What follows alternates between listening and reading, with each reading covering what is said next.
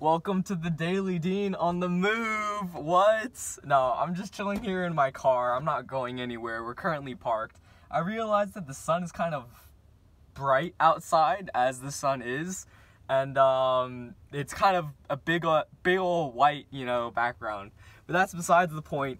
I'm here waiting for an hour, and that's probably going to be the title of this video. Waiting in a car for an hour, free flow conversation, because that's what this is all going to be about. I'm not sure if I sound too quiet or if it's too loud, because this isn't in my room, and I mean, usually I sound too quiet. That's besides the point, but I'll probably keep this pretty consistent in terms of volume, and I'll try not to change it. But if it turns out to be a little too loud, then I'll try to lower it in editing. But besides that, this is just me in a car talking about things that come to my mind. So I'll timestamp things in the description below if you want to jump around. I'll probably start with the sun, of all things. I made a video about this before.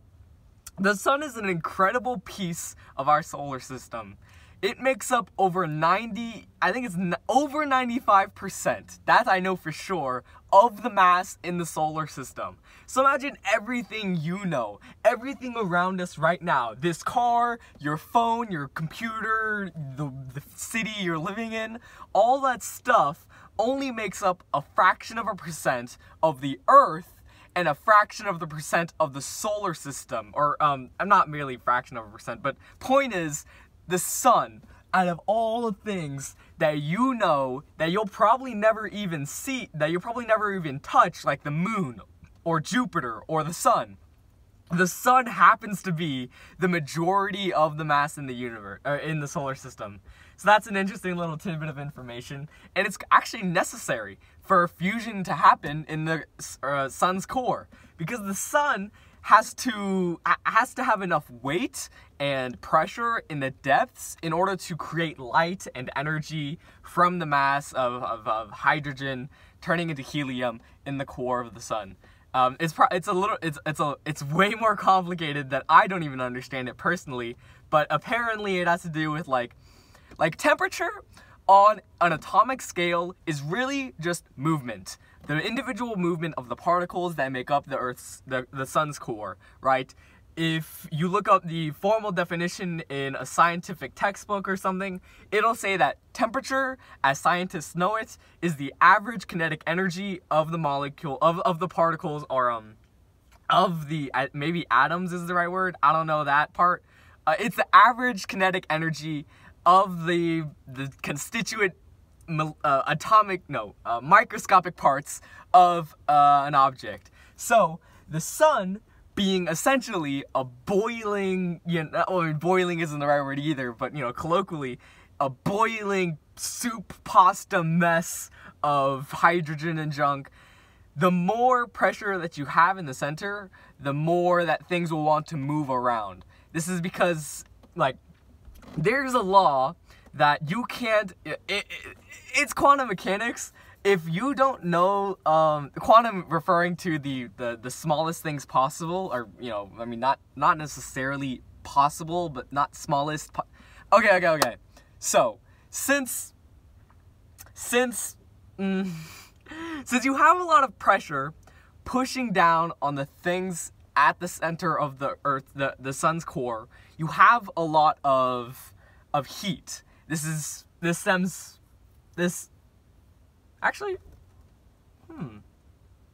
Pressure creates heat. Probably? I don't actually know that part.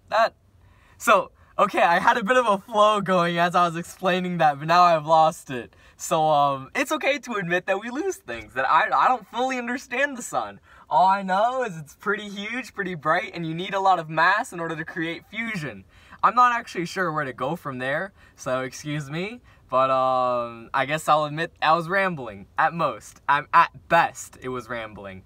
But, related to that, it's okay to admit you don't know things. That's why this is free flow, because now I have the security in knowing that I'm not an expert, and that it's okay to not be able to go off on an impromptu lecture about the sun, because sometimes it's just about the things you enjoy, and it doesn't necessarily have to mean that you know everything you want to know, but that's rambling as well. Apparently not just filling in the space to make this not as quiet. But it's okay to be quiet as well. Sometimes you don't have anything to say, and that's not a bad thing. That's just how humans are. Maybe we have things to share, but don't have a way to put them into words. I can agree with that. As I stop talking. That's pretty funny. That is pretty... I don't know if the word is ironic. Oh, speaking of which, irony is defined as something that's unexpected, not something that's expected. So imagine you were wearing high heels. I'm not wearing high heels, I'm wearing sandals. But if I was wearing high heels, then I started carrying a cake, then it wouldn't be ironic that I dropped the cake, because high heels aren't very stable for, you know, carrying around cakes and boxes and stuff. It would be very expected, which would make it unironic. If I was a gold medalist in cake carrying, then it would be pretty ironic that even after all my training and expertise in carrying cakes, that I somehow dropped one when I really couldn't. Like, when it really mattered, I dropped it. So, irony is when something is contradictory to what you would, you know, intuitively think.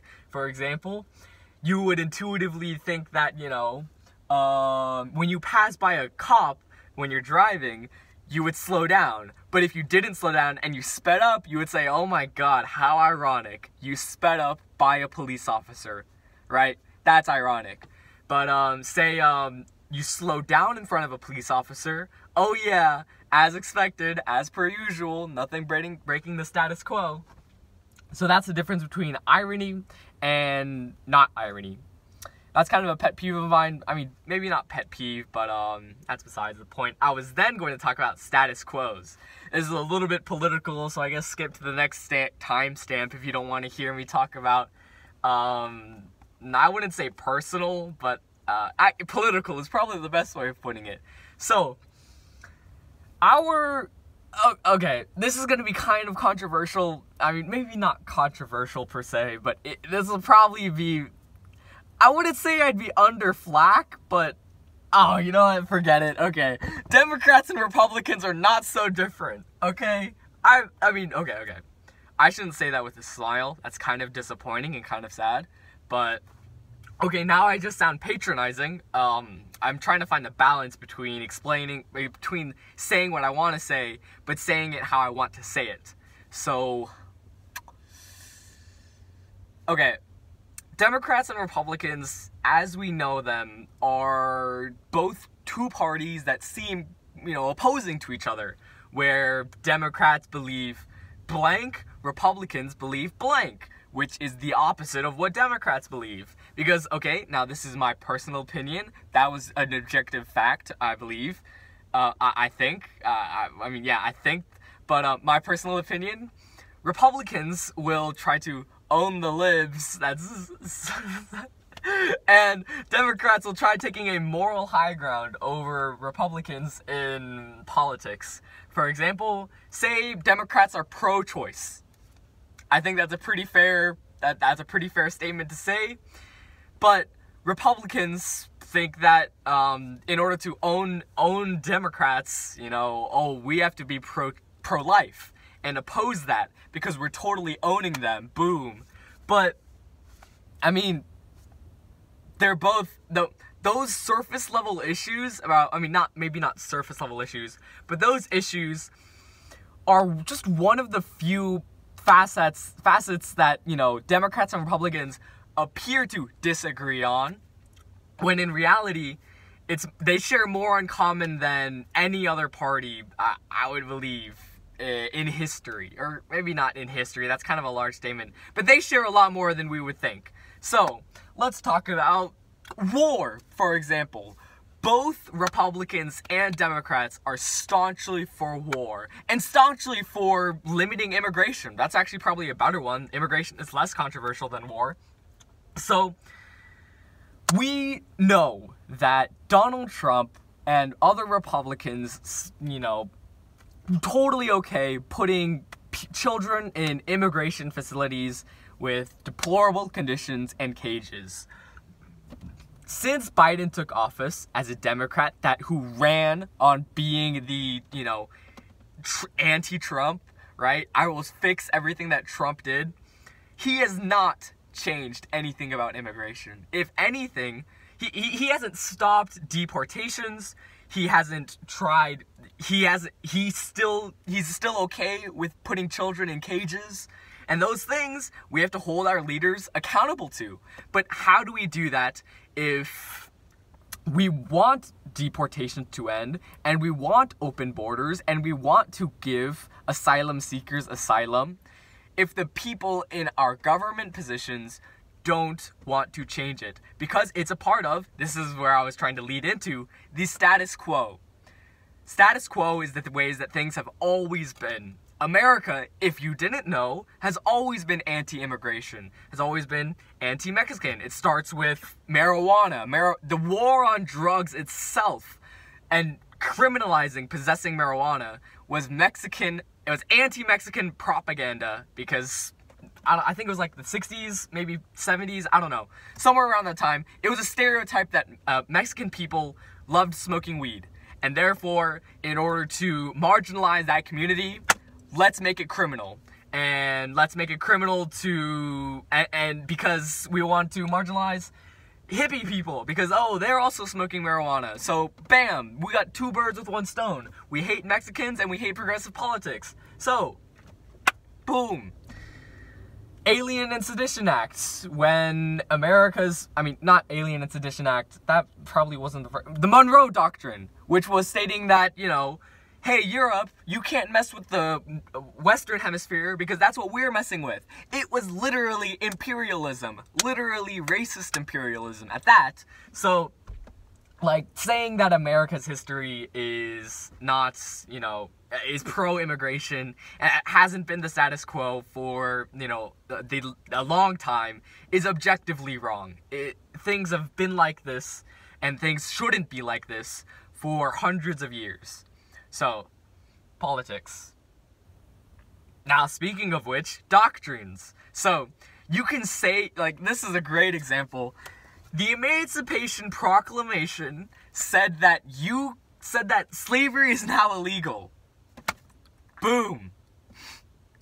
But they didn't stop slavery, because just proclaiming it as law, nay, declaring it as law, does not mean that it's enforceable, because the South, prior to the Civil War, could still hold slaves. That doesn't mean that it's now suddenly, hey, yo, look, slavery is over, guys. The people in DC patting themselves on the back. Guys, we did it. We ended slavery because they signed the proclamation, the Emancipation Proclamation. Slavery still existed and continues to exist to this day. So, there's a lot of stuff that we could change, and not being able to enforce a law makes it pretty much not a law. Same thing with the prohibition. Let's talk about, I remember watching an oversimplified video about this. So, the prohibition was basically this time where alcohol was seen as a devil's juice, right? Don't smoke, don't drink alcohol, you're bad, something like that, right? And so a bunch of pro-prohibition people lobbied for making alcohol illegal in a lot of cities and a lot of states, and then eventually federally. Now, the funny thing about this is that if a city doesn't care about enforcing prohibition, then there's nothing stopping people from, hosting night bars with alcohol and moonshine and other drinks and beverages and alcohol. Because if a police will look the other way and drink booze themselves, then, you can't really take someone to jail if the police aren't going to do it. So, just because something is law does not mean you're going to stop, the thing you're trying to prohibit. So, interesting thing there. Let's talk about police. Oh, maybe controversial here too. Maybe I should actually stop talking about political things. But, my 2 cents on police. Police have a real warrior mindset that makes them think that they can be, that that causes a lot of police officers to think that they can be the judge, jury, and executioner of a suspect or suspicious persons. So, that is obviously not abiding by the law. It's, if anything, thinking you're above the law. So, we should limit that, abolish the police, change crap up. I was about to be sinful and swear, because, once again, this is something I'm passionate about. But, as I'm thinking about my words, trying to not trip over anything, I think that hits all my points. So, that right there is a field. Oh, you can't see it. It's white outside. But, besides the point, fields have an interesting, okay, that's rambling. You can farm in water because roots don't need dirt necessarily. You can make a little pot, you can make a little basin. This is called hydroponics, where you actually put your rice or your potatoes or your strawberries inside this little, hydroponics basin, and filling it with water and nitrogen and phosphorus and all the other cool nutrients that a plant needs. It can survive within those conditions. So, that's interesting. I'm not sure about the specific chemicals that you need to make a hydroponics basin, and you probably need some kind of, I think it might be acidity, not chemicals necessarily, but that's besides the point. It doesn't matter. Farming is cool. If I could, I would abandon society and become a farmer, but that sounds like a lot of work, so maybe not the best case. Because, I don't know if it's just, I know me and my friend talked about this, but it would be cool to just abandon society, like just be able to go out in the wilderness and live on your own and not follow any laws and do your own thing. But, I like civilization. I like cars and I like roads and I like being able to buy mangoes even though I'm not farming them, right? Like, that's pretty cool. I don't buy mangoes, but, point is, I like the benefits that society has and civilization has, and I don't think I'd be so easy to give it up. However, if given the choice, I would live in a Stardew Valley-like society, where you have one little town with like 30 people, and Pierre sells stuff at the general store, and, other junk like that. That would be cool. I would live in like Stardew Valley. That's a game, by the way. It's a fun game. I've only played like a couple hours of it, but it's pretty enjoyable. I like watching playthroughs when I was younger, which is a lot of things, right? Especially when you're younger. I think that playthroughs are more interesting than actually playing the game. Because when okay, I'm about to, so, when I was younger, obviously I watched YouTube, and there's this one YouTuber called Chugger Conroy. He's pretty cool. I think he still makes videos, actually. But, it was cool to see him playing like Super Mario Sunshine and Super Mario Galaxy and Super Mario Galaxy 2. I think that was Chugger Conroy. He might have been some other YouTuber. But anyways, point is, when I was younger, you don't have access to these games. So being able to see others play it before you played it was basically the same thing. Which is actually a great segue into another point. Why do we like watching other people play games and, watch people play sports? Because we're not doing it. Why don't we just go out and buy Super Mario Galaxy or Super Mario Sunshine or Stardew Valley? Well, you see, there are these neurons in your brain called mirror neurons. And they're pretty magical because when you see somebody do something, it replicates those similar brain impulses that are akin to that actual movement or that actual, activity. So, say we represent the brain and electrical signals with a triangle, right? So, if this triangle, like if my brain was, a bunch of dots on a grid and making this shape with that grid in my brain created the feeling of, playing Stardew Valley, then watching somebody play Stardew Valley will actually create that same shape within my brain, and it'll feel like I'm doing it myself too. And this is a research thing. You can find like articles about mirror neurons. Once again, mirror as in like reflection, neurons as in like, you know, neurons. And you can read about it as well. I've only got like a surface level understanding of those, of what they are. But that's to my understanding. Which is why, actually, it's nice to watch movies. And it's nice to look at, okay, yeah, just look at, you know, like sports. For example, this is a little bit of a joke, you know. Why do you watch professional football? Or why do you cheer for a team when you're not, like, a part of the team? Well, there you go. It's your mirror neurons that make you feel like you're a part of, you know, the Patriots, or, you know, the Suns, or the Phoenix, you know, whatever. So, that's why. It's just your brain feeling like you're a part of the group.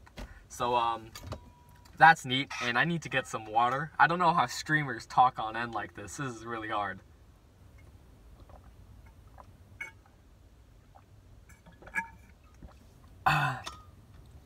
Which is interesting. I was thinking about starting a Twitch channel, or start Twitch streaming, but I don't know, that seems like a lot of commitment. Or maybe I could just do like an hour a day, but I'm not sure if I would have an audience. The same way I like posting videos on YouTube, because, like, you know, Twitch streaming with like 0 people watching, that seems a little sad and a little boring, because then it's just like playing games in an empty, you know, VC, a voice channel. So that's the point. Twitch streaming would be cool, but I want to know if there's a fire truck passing by. I want to know if I would have an audience, but I don't know. Sounds cool.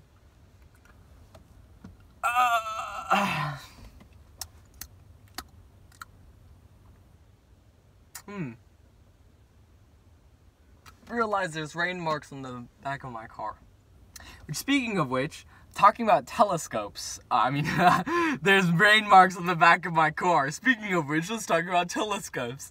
No, I'm thinking of that because of the reflection, right? Telescopes use, you know, mirrors, like the one I just looked into, in order to, you know, magnify things. Which I tried learning about, but I just forgot. So, whoopsie doodles.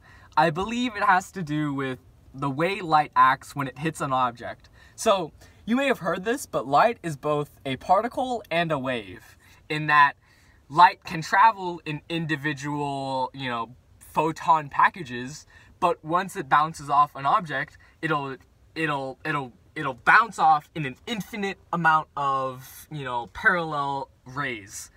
Not parallel rays, but an infinite amount of rays in every single direction from that object.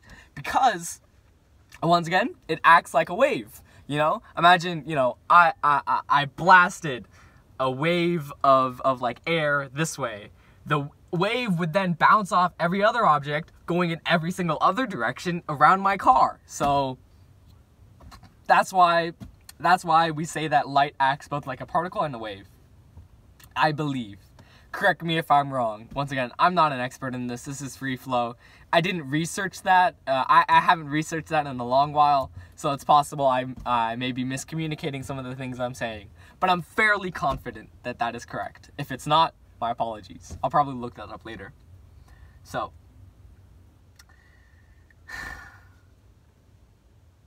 I remember learning in elementary school about transformers. I'm looking at one right now. And I thought it was funny that they had shared the name with the Autobots, right? The Transformers. But it's called that because you have to limit the amount of electricity going into power lines and into cities and households. So that, you know, when electricity travels through power lines, it has a lot of voltage, so that they can then lower it when it goes into your house. But in order to lower it, you need to drop it off at a station, which in this case are transformers, which makes it safe for it traveling into, you know, a house's grid. Which is interesting, because I don't actually know why it starts really high and then they just transform it to be really low. Might have to do with, you know, meeting the needs of a city across one main power grid. But oh, speaking of power grids, Texas, right? Ooh, that was kind of. Oh, I remember reading some stuff about that as well and hearing about it, and I'm pretty sure. No, I'm fairly confident in saying that is capitalism's fault, right? A lot a lot of pro-capitalist people, this is not general people, but a lot of people who make profit off businesses, so maybe just capitalists, right? Like, I'm not a capitalist, I don't own a business, I don't have any sort of, like, you know, company or factory that's making me money, but, point is, capitalists and pro-capitalism people who think they're going to be capitalists in the future think that the private sector and private businesses is the end-all, be-all solution to all of our nation's problems. And I roll my eyes every single time I hear that, because look at Texas. Texas's power grid was so basically sold off to private businesses, and being private businesses, they cut corners wherever they could, lowered costs, and made sure that, you know, instead of power grid being reliable, it was cheap and got the job done. So when, you know, snowstorms and hurricanes hits Texas, power grid could not handle it, because again, private businesses will seek profit over the well-being of its customers. Now, this results in a massive, devastating loss of power in thousands of homes. But what gets me up, what gets me down, is that people will still think and still believe that, you know, it was just a one-time fluke, that capitalism will prevail again, and that we will find a solution with the private sector and private businesses to make sure that doesn't happen again. But it happens time and time again. How much do we have to wait? How many disasters do we have to withstand and see people go through before we all jointly agree, hey, maybe doing the same thing over and over again is not the way to go. Maybe there's something we can do to change the things that happen in this country. But apparently, people who value profit over the well-being of our society think that, you know, forget that, you can't trust people to make good decisions, I'll make good decisions for you. Like, what kind of, you know, selfishness is that? It blows hard. That sucks. So, besides that, trees are green because of chlorophyll. That's 4th grade facts right there. But, oh, I don't actually have anything to go with that. I thought I did have something to go with that. But, oh, you know what? There's a good little, there's a nice little, like, visualization you can have for drag. Basically, imagine you had a paper bag, right? A paper bag is going to be blown away as soon as you lay it down, right? Because obviously it's paper, it's got a lot of area for which to get blown by. But if you crumpled up that paper bag and you made it into a little ball and you stomped it on the ground, it's not really going to go anywhere. That's because the area is far smaller, even though the mass is the same. So you have it compacted in a little, a much smaller area. That makes wind, that stops a lot of the wind from pushing it. So in order to move the now crumpled bag the same amount of distance that you moved the uncrumpled bag, you would need, like, you know, twice as much, or maybe like 20 times as much force on that little tiny area to move the same mass, right? I mean, that's just like a ballpark figure, but, you know, otherwise, pretty cool stuff. And that's an actual, you can do that experiment right now. If you have a paper bag from, like, McDonald's and you just, you know, go outside and then try it out, you can see how it works. Maybe it'll get blown a bit too if the wind is too heavy. Otherwise, yeah. Neat stuff. Which brings up a good question. How large would I have to inflate myself in order to get blown away by the wind? Or how light would I have to be in order to get blown away by the wind? You know, how much would I have to increase my area? Or how much would I have to decrease my mass? So, That'd be pretty cool to find out. I'm not sure what though. Oh, speaking of speaking of wind, related to that is terminal velocity. So,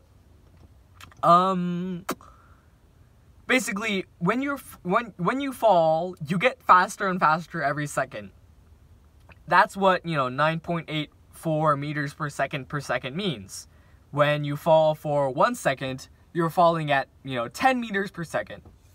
When you fall for 2 seconds, your speed is now 20 meters per second. So, at a certain point, you stop gaining speed, and you only fall at a specific velocity. This is called the terminal velocity.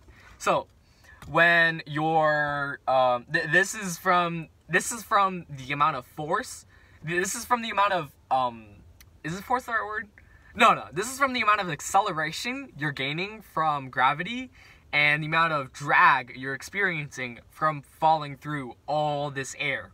Because air has mass. Air takes up space. And when you're hitting all these little individual particles, like I am right now, you experience some resistance when you swat them out of the way, or you push them, or you fall through them.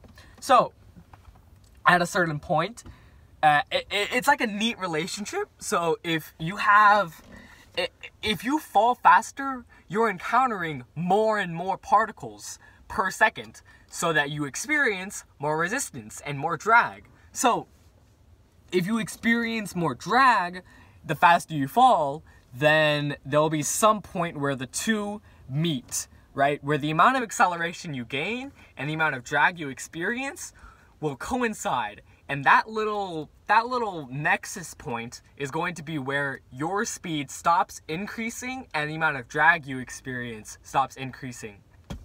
Because they're in equilibrium. So, equilibrium is a cool word too. That's a cool way of saying they're at balance with one another. Which also describes the sun. So look at that. That's actually pretty cool though. We have words describing things as normal as falling and drag that also describe the astronomical events out in the universe. Like how do we do that? How do we have language that describes both the natural world that we know and the outer world that we may never meet in our lifetimes? It's cool that language can do that, meet the needs and describe things that otherwise we would consider totally separate. But with science and with language, we can explain the things we observe, and we can give meaning to things that otherwise would have no patterns. That would otherwise have no patterns. So that's neat. Whew. And it looks like I'm about the halfway mark, which is making this go by way faster than I thought, so that's pretty good. Oh, by the way, if you're worried about if it's hot in here, it's not. It's like 70 degrees out, so it's kind of cold. And I'm in the shade, so I'm not actually experiencing, contrary to popular belief, I'm not actually in the sun. That's just weird ambient lighting outside that makes it look white. But, yeah, I'm in the shade, so it's not like I'm in the sun. Which is actually a good question. How come cars get hot when you're in the sun? Because I would imagine that, or actually, no, that makes sense. Okay, so I was thinking, light is, this is my hypothesis. So when light from the sun enters through windows, it'll hit my seats, it'll hit the interior, it'll hit the wheel, and it'll hit me. So, when it's doing that, it imparts some of its, thermal energy into the objects it hits. And when it tries bouncing out, it doesn't take that thermal energy anymore, because now it's imparted onto the little, seats and the air around it. So, when you combine that with the fact that, this stuff, the windows don't let out heat, then you have, transparent light you have light that travels through the transparent windows, but heat that doesn't. So you have a lot of illumination, but not a lot of ventilation. So the result is a fully lit up car that is also blisteringly hot. So that's my idea. I'm not sure if that's true, or I'm not sure how much of that is actually, you know, reality, but that sounds like it makes sense. So I'm gonna go with that for now until I look it up. Which is why the internet is so cool. I mean, think about all the things that Albert Einstein never knew, like the I'm thinking about it like a astronomical thing. Maybe string theory is new. Maybe. Okay. Point is, think about all the things that Albert Einstein never knew, like computers, right? Or maybe he had computers, but like a smartphone, right? We collectively know so much more as a species than Albert Einstein ever knew, and it's all available to us, to me, to you watching this, to every single person on Earth, or maybe every single person with access to the internet, to just look it up. It's pretty cool. It was actually, I remember that was an argument for why it's important that we have experts in certain fields that are certified by colleges, because like, okay, imagine you're anti-vax, you don't believe in vaccines, and, you know, you think, oh yeah, it's because Dean told me that I could have access to all the information I could ever have. Well, no, because doctors and registered physicians still have the ability to, you know, look up knowledge on certified databases in order to, you know, find the correct knowledge and know what research papers to read and how to read them and how to study them and how to take away conclusions. Because otherwise, like pit a doctor against like a normal person, and the doctor could probably find more information than a normal person, because their whole job is literally based around science, which is always changing. So sounds like that makes sense.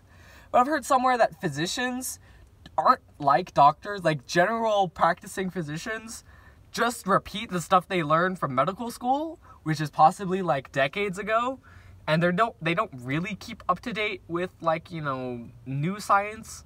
But I'm kind of scared to think of that, so I'm not sure how truthful that is. So I mean, you know, the idea that you know, a doctor doesn't necessarily have like the latest information is kind of scary. But, I guess, education, so, that kind of sucks. Otherwise, I'm pretty sure most doctors do keep up to date, and that's helpful. So, man, my shoulders hurt.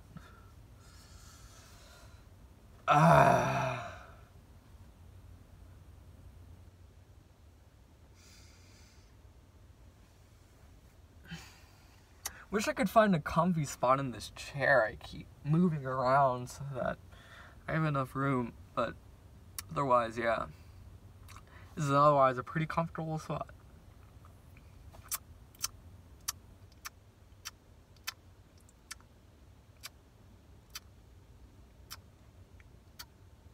Oh, I just saw a car speeding by. That reminds me, the way you calculate kinetic energy is, actually, I don't know, but I do know you have to square velocity.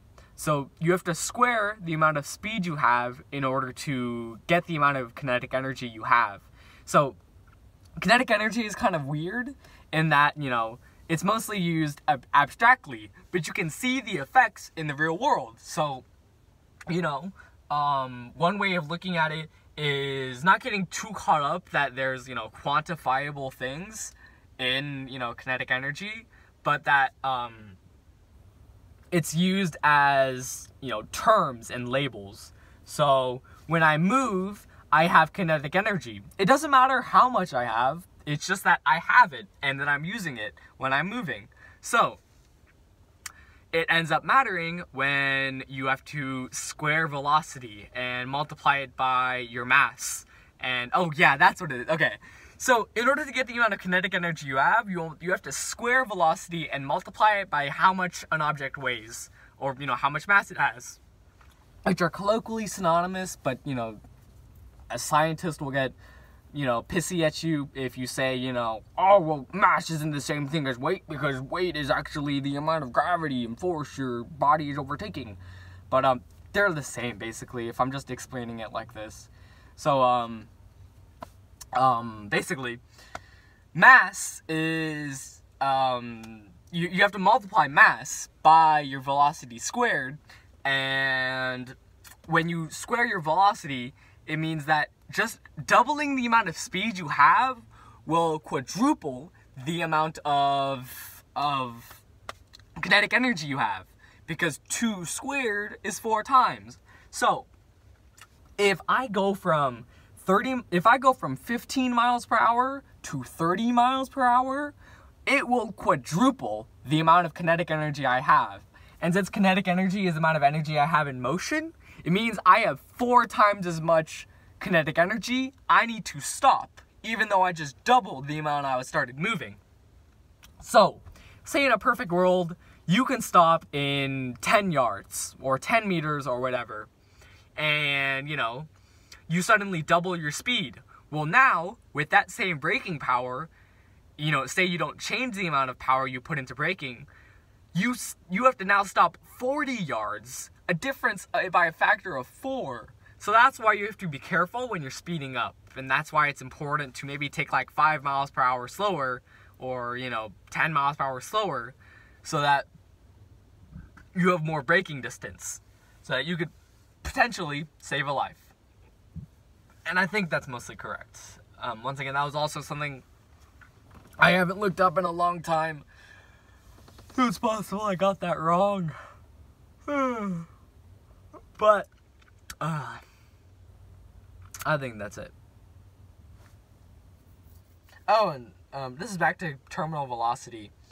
The type of shape you have can affect what people call your drag coefficient, I think. Yeah, I think it's drag coefficient.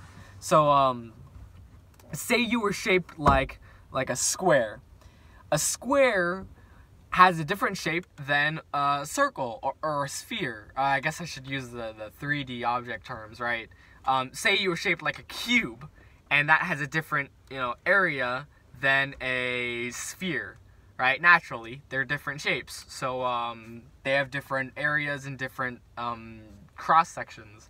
Cross-sections as in, like, imagine you flattened it and you were looking at it head-on. For example, the cross-section of this water bottle is a circle, even though it's shaped like a cylinder. So a cross-section is basically like what happens if you flattened it and look at it head-on, right?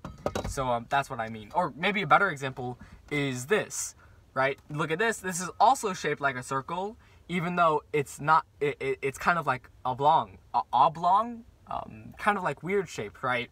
So that's what I mean by cross-section. That's basically like, yeah, like that, where if you looked at it head-on, it takes on a specific 2-dimensional shape, even though it's 3-dimensional.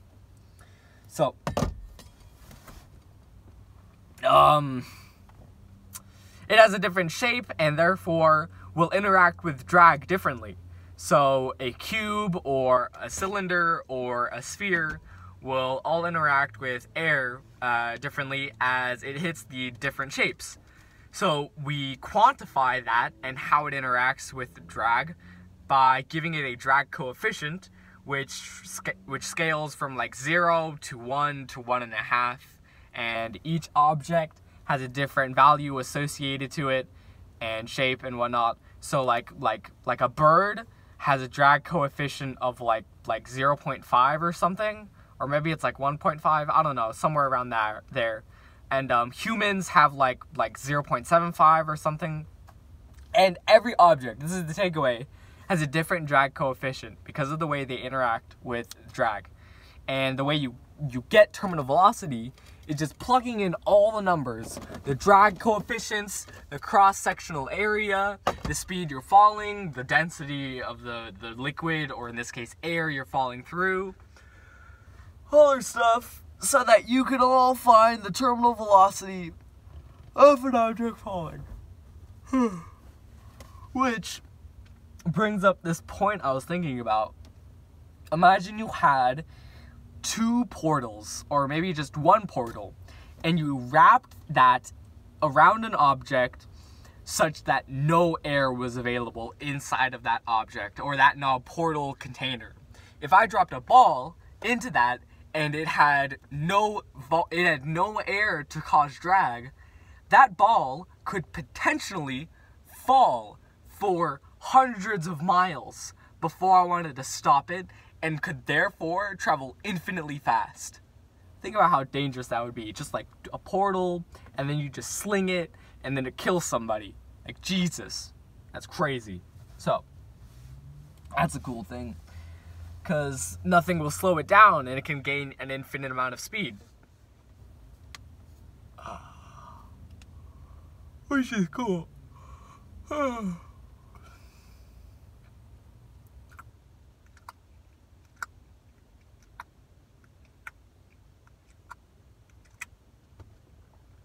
think there's actually a chamber like that somewhere, where they take out all the air inside of a container, or it's like a 100-meter long, maybe not 100-meter, but close to it. Pretty long tube they drop balls through, and then measure the speed, or maybe any object really, and measure the speed to see the acceleration of Earth's gravity on an object. So, that's pretty cool. I don't know where, no. Might be Europe. I was right here. I'm so tired. I was watching a Tom Scott video about it. Tom Scott is another YouTuber who travels places. He's British, so he can go to Europe a lot. And, travels places, doing cool stories, journalist stuff, mostly, and educating. So he's pretty cool. Tom Scott is a cool person. Oh, I really gotta stand up and stretch. That would be good. We're not at the hour mark yet, so we'll wait a little bit longer, which is good. We should always be setting little goals to remind ourselves to keep going. Might be, hey, I'll finish reading 1 page. I'll do 1 page of homework. I'll finish running to that lamppost. I'll keep playing until I get to level 50 or something like that, right? So, good little goals keep us motivated. I did not think an hour had passed by this fast. That's crazy. Man, if somebody is actually going to watch through all of this, I am flattered. Hello if you're watching this and you've watched this all the way through. Because I don't know. Now that I've run out of things to say, I guess it'll just become a little bit of a wonk fest, you know? Wonky. If you've made it this far, or you've skipped this far, make a comment saying it. I don't have a keyword, but just point it out. I would be really flattered. That'd be pretty cool. Man.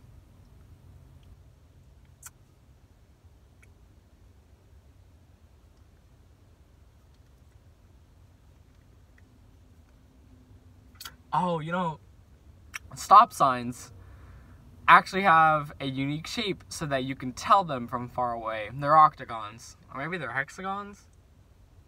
No, they're octagons. And railroad crossing signs are actually the only signs that are a circle. I think. Wait. Yeah, they're the only signs that are circles. Railroad crossing signs. So, cool stuff for driving on roads.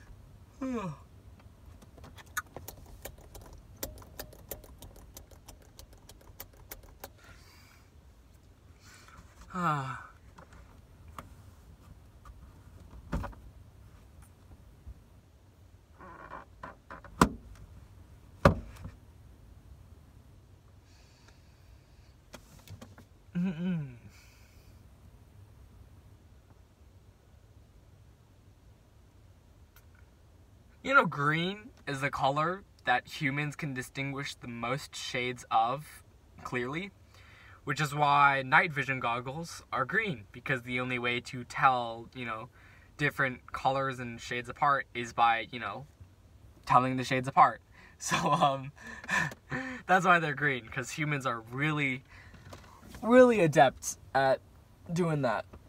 Which is also why, which is theorized to be because, you know, when you're living in the wilderness, there's lots of different shades of green and chlorophyll and tubers and roots and vegetables to distinguish from one another. So being able to see all the different shades of green and distinguish between different wavelengths and stuff is pretty useful.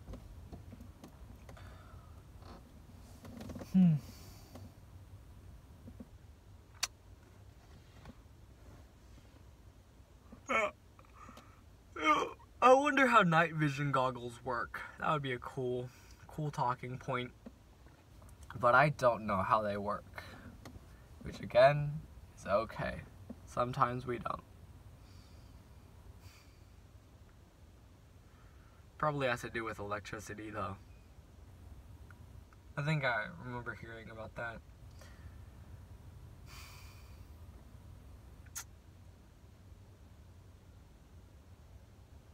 Oh, you know what? Yeah. Because cats can see in the dark, kind of, but only because they're really able to see the faint bits of light. If it was completely devoid of light, a cat would be unable to see because there'd be nothing to catch. So, cats are able to see in the dark because they can pick up on really faint bits of light, which humans can't. So that's pretty cool.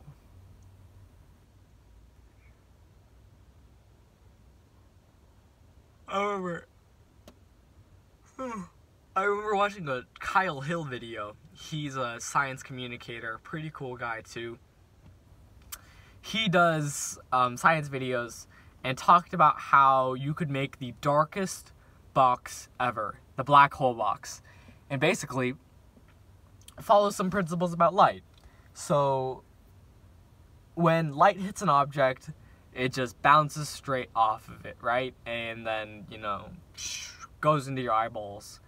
If you created a structure, like nanoscopically altered a structure to create like a maze-like material and pattern that was completely black, then that trapped light, it could appear completely black, like the darkest ever, because this object is able to, you know, as the light hits it, it keeps going, but then just keeps bouncing around for billions of years, up and down, you know, left and right, every which way around, such that it will never ever hit your eyeballs, just because that's how light works. Also, I'm wondering if my phone has enough storage for this. Oh yeah, I should probably check. Oh, I don't want this to end while I'm, like, you know, not done yet. So, you know what? I'm gonna stop it right now and check it, because I would hate for this to pause and then not do it anymore. So, see you after I edit this in. So, welcome back. Or, I mean, I guess I'm back. It was probably just, like, literally the next shot. So, I'm editing these two clips together. I still have, like, 7 minutes left, I think. So, I'll just go to 10, I guess, until we're done. Oh, right there, there's some birds. That's a great talking point. Birds are actually, I mean, corvids specifically, ravens, colloquially, are probably one of the smartest birds out there.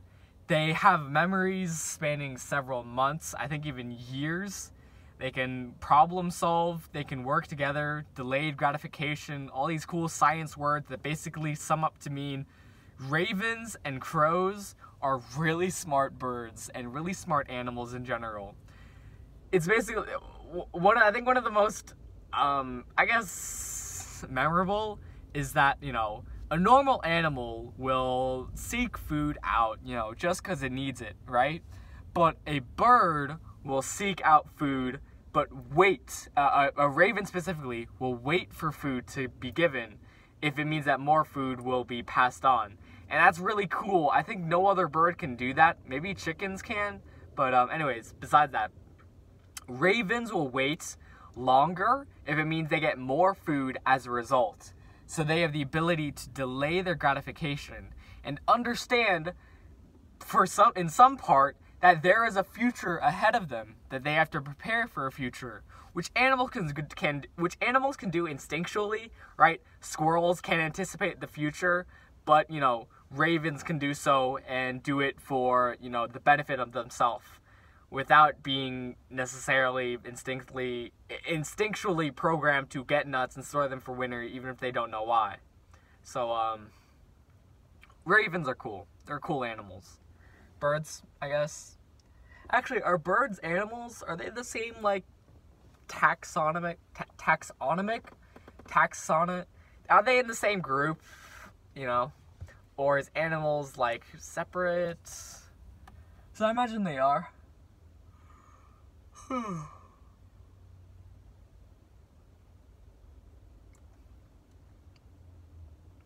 It's interesting that birds have hollow bones, though. Maybe not hollow is the right word, but that their bones are pretty brittle. Humans kind of have that trade-off. Human bones can't withstand, I forget the kind of force, but they can't withstand, like, this kind of force, the tearing motion, but they can withstand, like, the pressure and, what is it? I guess it's just pressure. Like imagine, I started punching my leg, like this, like, perpendicular. But if I tried breaking it, in half, like, shoom, pachoom, then, wait, actually, maybe that's not the right, actually, never mind. I shouldn't be talking about that because I don't know enough. Never mind. So, cool stuff, though. The human body and bones are incredible.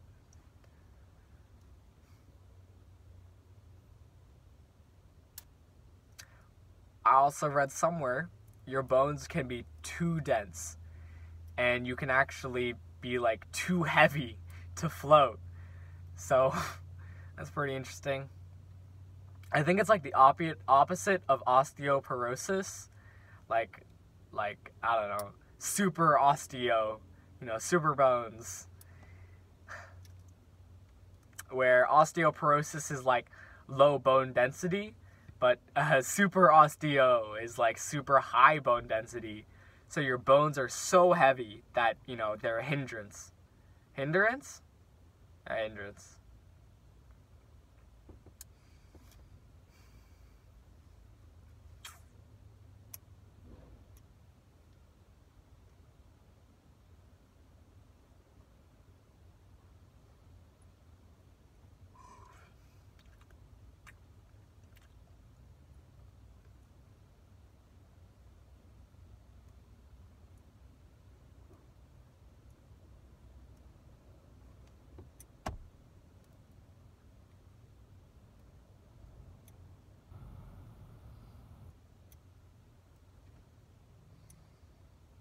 I remember watching a Vox video, I think Vox, maybe it's some other channel, about changing the font on highway signs so that they're more easily read. There's less confusion about, like, an E and an A and an O, because all of those can blur together when your headlights hit them. And some of the efforts were, like, changing the shape, changing, like, the line margins so that, E's hang lower so that you can clearly see, like, the curve of the E. A's have, like, half marks inside of them or something. I don't remember. Just something to, like, distinguish each letter from one another. Man, it's a nice day out, though. Wow. It was pretty cloudy when I woke up this morning. Now it's, like, nice and chill. Which is actually the black... So, a while ago, there was, like, not really a while ago, but you know, couple months, maybe like last year, 2 years, scientists were able to capture the first photo of a black hole ever, which really was this like this awesome feat of coincidences. You had to take several terabytes, no, like hundreds of terabytes of data, I think. Maybe like less than 100, but probably more than 100. I don't know. Okay. Point is, you had to take all this information from several locations, I think 3 or 4, or, you know, a lot, basically across the world, had to bring them to one spot, had to make sure there weren't any clouds or interstellar dust in the way, casting shadows. Literally, think about that. If a dust particle got in the way, terabytes of data could have been unusable because it wasn't clear. And bring it all to one location safely, and then compile and composite all of these photos together to make that single composite one. So, science is amazing, man. That's awesome. It's actually, interstellar dust is a huge problem. And, you know, interstellar trash, basically. Because the space isn't a complete void. There's some stuff scattered about that makes sightseeing and, you know, trying to observe things really difficult. If you're looking too far away, or the magnification is weak, or the light is too scattered and stuff like that. So, you really have to look out. And if you have dust, then whoops, bad day to choose to telescope, man.